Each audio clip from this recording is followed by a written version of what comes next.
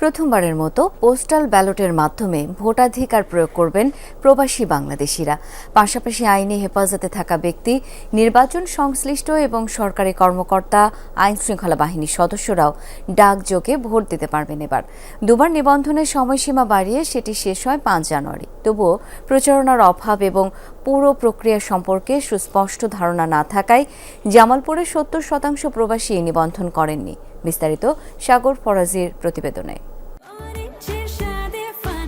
Orange সহ বিভিন্ন ফ্লেভারে প্রাণ ললিপপ, জুসি ওয়ার্ল্ড।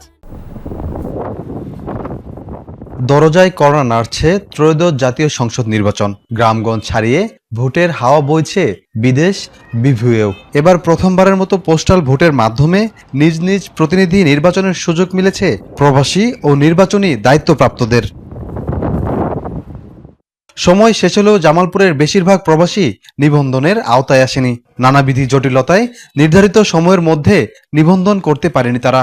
প্রসেসিংটা আমরা তো জানি না, আমাদের এটা যদি নলেজে থাকে তাহলে আমাদের অবগত করে দিয়ে আমরা অবশ্যই ভোট দেওয়ার সামর্থ্য আছে আমাদের। এখনও অনেকে রেজিস্ট্রেশন করতে পারেনি, আমি নিজেও রেজিস্ট্রেশন করতে পারিনি, অনেকবার ওটিপি দিতে গিয়েছি, ফেল হয়েছে। কী মাধ্যমে রেজিস্ট্রেশন করা লাগবে, কী মাধ্যমে দেওয়া লাগবে, এটা তো আমরা সঠিক নিয়মটা জানি না। দেখা যায় যদি এটা জানতাম তাহলে আমাদের জন্য খুবই সহজ হইতো। সামাজিক যোগাযোগের মাধ্যমে বা প্রবাসী সংগঠনের মাধ্যমে ব্যাপক প্রচারণা চালাতে পারতেন, অনলাইন নিবন্ধনের প্রক্রিয়াকে আরো সহজ এবং ব্যবহার বন্ধ করতে পারতেন। অন্যদিকে যারা নিবন্ধন করতে পেরেছেন তারা ভোট দেবেন কোথায় তা নিয়ে রয়েছেন দ্বিধাদ্বন্দ্বে। বলছেন বিষয়টি নিয়ে যথাযথ প্রচারণা দরকার। আমাকে পাসপোর্ট সবই আছে, ভিসা লাগায় সবকিছু আছে, যদি দেখে কেউ সমস্যা নাই, কিন্তু ভোট দেবো কোন জায়গায়, যাবো কোন জায়গায় এটা তো আমরা জানি না। অনেক প্রবাসী ভোটার হতে পারেননি, কারণ এনআইডি এবং জন্ম নিবন্ধনের সমস্যা।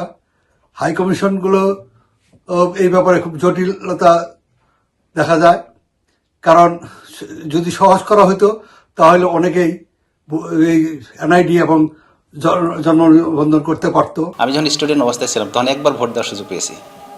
তো এই চাকরিতে জয়েন করার পরে আসলে ভোট দেওয়ার সুযোগ হয়ই নাই। কারণ আমরা তো নিজস্ব এলাকায় চাকরি করতে পারি না, সেই সুবাদে ভোট দেওয়ার সুযোগ হয় নাই। তো দীর্ঘদিন পর নিজের ভোটটা আমি দিতে পারবো পোস্টাল ভোটের মাধ্যমে, এটা আসলে আমরা সবাই আনন্দিত। প্রার্থীরা বলছেন পোস্টাল ভোট নিয়ে আরও প্রচারণার প্রয়োজন ছিল। নিজেরাই প্রবাসীদের পোস্টাল ভোটের বিষয়ে সচেতন করছেন বলে দাবি করেন তারা। আমরা পোস্টাল ভোটের ব্যাপারে আমাদের জনশক্তি সকল ভোটারদেরকে, বিশেষ করে যারা নির্বাচনের দায়িত্ব পালন করে তাদেরকে উৎসাহিত করছি, রেজিস্ট্রেশন করে পোস্টাল ভোট যাতে দিতে পারে সেভাবে তাদেরকে আমরা অনুপ্রাণিত করছি। প্রবাসী যারা তারা ভোটার হওয়ার ক্ষেত্রে তাদের মধ্যে উৎসাহ তৈরি করার ক্ষেত্রে যতটা প্রচারণা চালানো উচিত ছিল, আমার কাছে মনে হয় সেই ক্ষেত্রে কিছুটা ঘাটতি রয়েছে। আর আমাদের দলের পক্ষ থেকে আমরা বিভিন্ন আসন ভিত্তিক মনোনীত প্রার্থী যারা, তাদেরকে বলা হয়েছিল যে তারা যাতে এই বিষয়গুলো যোগাযোগ করে। এদিকে প্রচারণার অভাব, অন্যদিকে কিভাবে কাজ করবে পোস্টাল ভোট তা নিয়ে রয়েছে ধোঁয়াশা। এ বিষয়ে ক্যামেরার সামনে কথা বলতে চায়নি সংশ্লিষ্টরা।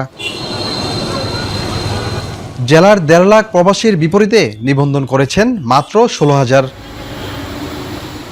সাগর ফরাজি, যমুনা নিউজ, জামালপুর।